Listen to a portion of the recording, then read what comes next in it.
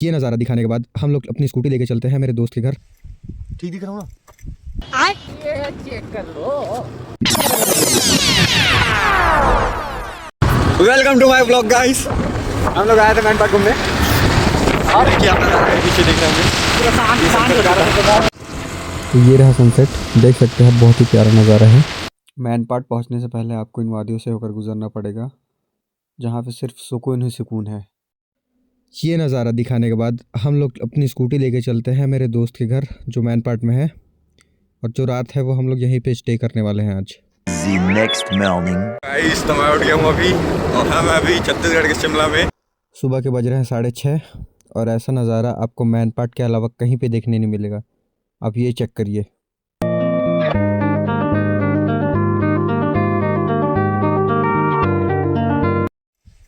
ठीक दिख रहा हूँ ना? हेलो गाइस, तो मैं हूँ अभी मैन पार्क के मेहता पॉइंट में। यहाँ सुबह का नज़ारा इतना सुंदर होता है कि इस नज़ारे को देखने के लिए लोग रात को यहाँ पे कैंपिंग भी करते हैं। तो ये नज़ारा मैं आपको भी दिखाना चाहूँगा, तो ये चेक करिए आप।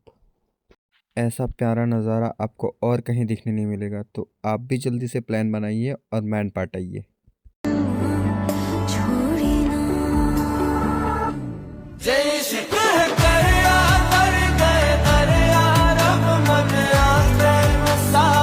ये है मेहता पॉइंट में सुबह का नज़ारा जो आप सामने देख रहे हैं, और टूरिस्टों के द्वारा यहाँ पे कैंपिंग भी किया जाता है। जो कैंप आप लोग को दिख रहा है वो, हाँ, इतना ठंड हो रखा है मैं आपको बता नहीं सकता।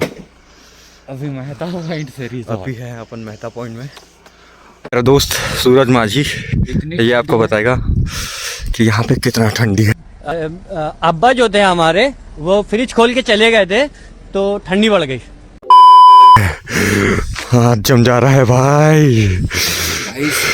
टेम्परेचर यहाँ माइनस तक पहुँच जाता है गाइस। इतना ठंडी हो गया है यहाँ पे। ठंड से थोड़ा राहत मिलने के बाद हम लोग पहुँचते हैं इस व्यू पॉइंट में, जो कि ये नज़ारा आप देख रहे हैं। मेहता पॉइंट का नज़ारा देखने के बाद मैं और मेरा फ्रेंड चलते हैं दूसरे डेस्टिनेशन की ओर। यहाँ के गाँव में घर के घिराव के लिए ईंटों सीमेंटों का प्रयोग ना करके पत्थरों का उपयोग किया जाता है, जो कि देखने में काफ़ी सुंदर और प्राकृतिक लगता है। आप सबके दिमाग में सबसे पहले ये ख्याल तो आया होगा कि ये खेतों में सफ़ेद फूल क्यों लगे हुए हैं। तो मैं आपको बताता हूँ कि ये फूल क्या है और इन्हें क्यों लगाया जाता है। ये जो आप फसल देख रहे हो इसको बोला जाता है टाऊ। ये देख रहे हैं, और इसकी खेती सिर्फ मैन पार्क में की जाती है, जो कि अक्सर सर्दियों में किया जाता है। और इसी टाऊ से बनाया जाता है मैदा। तिब्बत के लोगों के द्वारा सबसे पहले छत्तीसगढ़ में यह फसल यहीं लाई गई, जिसके कारण इस फसल की खेती सबसे ज़्यादा यहीं पे की जाती है। टाऊ की फसल दिखाने के बाद मैं आपको लेके चलता हूँ हमारे दूसरे डेस्टिनेशन की ओर, जहाँ का नज़ारा काफ़ी सुंदर और काफ़ी प्रसिद्ध भी है। जा रहे हैं डैम साइड, जहाँ पे होता है कार्निवल मैन पार्क का। अब डैम साइड लिखा तो था, लेकिन अब अपने को भी एग्जैक्ट नहीं है। अब जाके हम लोग एक्सप्लोर करेंगे तब हम लोग को पता चलेगा।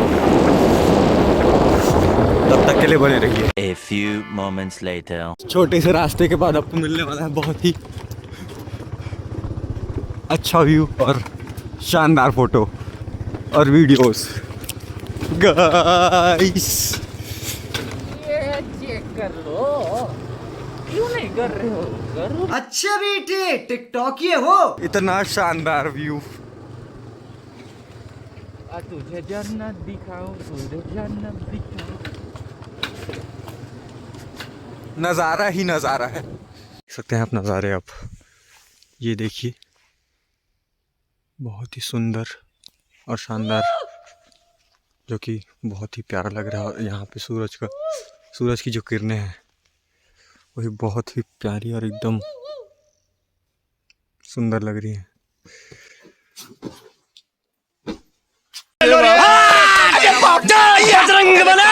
मैं पागल हूँ। लेकिन कुछ लोग आते हैं और ये कचड़े फैला के जाते हैं, तो मैं लोगों से यही रिक्वेस्ट करूंगा कि यहाँ आए और साफ़ सफाई बना कर रखें। ये देखिए बॉटल्स पड़े हुए हैं, ये पड़े हुए हैं। तो मैं आप लोगों से रिक्वेस्ट करूंगा कि ये सब चीज़ें ना करें। वो शानदार नज़ारा दिखाने के बाद मैं और मेरा फ्रेंड चलते हैं दूसरे डेस्टिनेशन की ओर, जिसे मैन पार्ट का दलदली कहा जाता है। मैं आपको दिखाता हूँ मैन पार्ट का दलदली किसे कहते हैं। तो हम अभी पहुँच चुके हैं मैन पार्ट के जलजली में, और यहाँ पहुँचते ही हमें प्यारा सा क्यूट पपी मिलता है। पपी से मिलने के बाद हम सीधे चलते हैं गेट की ओर, जहाँ पे लिखा होता है जलजली पर्यटन स्थल मैन पार्ट। ये देख सकते हैं आप, ये जलजली पर्यटन स्थल का मेन गेट है। यहाँ से अंदर जाते हैं और यहाँ पे कुछ रूल्स और रेगुलेशंस बताए हुए हैं। तो अब हम चलते हैं अंदर और आपको दिखाते हैं कि जलजली के अंदर आखिर है क्या। जलजली के अंदर पहुँचने के बाद हम लोग को कुछ इस प्रकार का नज़ारा देखने को मिला, जो मैं आपको दिखा रहा हूँ। लोगों का कहना है कि यहाँ कूदने से ज़मीन उछलती है, तो हम भी ट्राई करके देखते हैं कि वाकई में ज़मीन उछलती है या नहीं। अब यहाँ पहुँचने के बाद ट्राई करके देखते हैं कि वाकई में ज़मीन हमें ऊपर उछालती है या फिर नहीं। तो आप देख सकते हैं यहाँ कूदने पर ज़मीन रबड़ की तरह पनप रही है, और यहाँ कूदने पे ज़मीन हमें वापस ऊपर उछाल रही है।